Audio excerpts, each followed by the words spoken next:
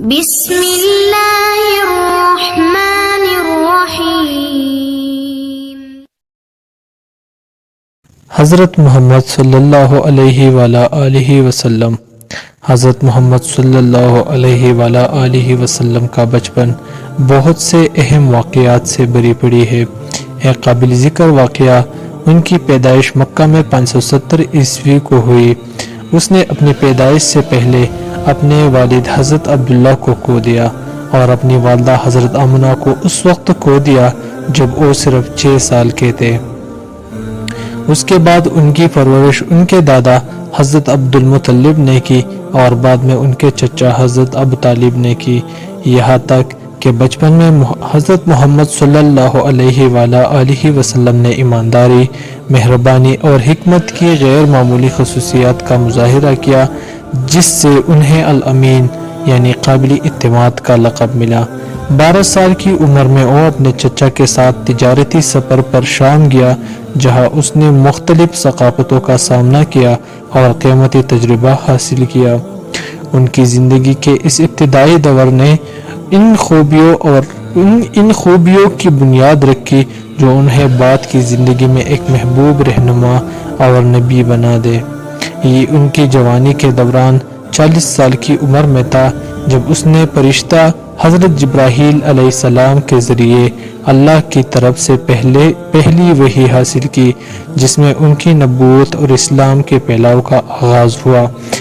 جیسا کہ پہلے ذکر کیا گیا ہے، پیغمبر حضرت محمد صلی اللہ علیہ وآلہ وسلم نے اپنی پیدائش سے پہلے اپنے والد کو کھو دیا تھا، اور جب وہ صرف 6 سال کے تھے تو ان کی والدہ سے محروم ہو گئے تھے۔ اس ابتدائی نقصان نے اس کے کردار کو تشکیل دیا اور یتیموں اور کم خوش قسمت لوگوں کے ساتھ ہمدردی کو فروغ دیا۔ ان کی والدہ کی وفات کے بعد ان کی دیکھ بھال ان کے دادا حضرت عبد المطلب نے کی، جو قبیلہ قریش میں ایک معزز رہنما تھے۔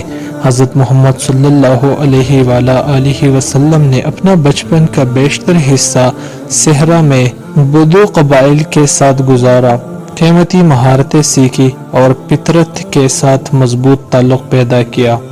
نوعمری کے طور پر وہ اپنے چچا حضرت ابو طالب کے ساتھ تجارتی سفر پر گئے، مختلف ثقافتوں سے واقفیت حاصل کی اور اپنی بات چیت کی مہارت کو بڑھاوا دیا۔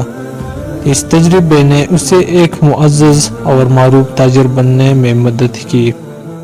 حضرت محمد صلی اللہ علیہ وآلہ وسلم نے ایک قابل اعتماد اور دیانتدار فرد ہونے کی شہرت حاصل کی، جس کی وجہ سے انہیں اہم ذمہ داریاں سونپی گئی، جیسے کہ امیر تاجروں کے تجارتی قافلوں کی نگرانی کرنا۔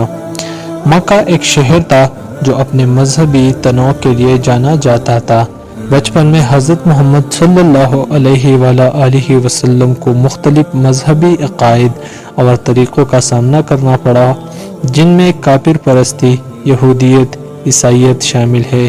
اس نمائش نے ممکنہ طور پر روحانی معاملات کے بارے میں آپ صلی اللہ علیہ وسلم کے تجسس میں اضافہ کیا۔ حضرت محمد صلی اللہ علیہ وسلم کو کوہ نور پر ہیرا نامی غار میں پیچھے ہٹنے کے لیے جانا جاتا تھا، جہاں وہ زندگی کے گہرے سوالات پر غور کرتے ہوئے تنہائی میں وقت گزارتا تھا۔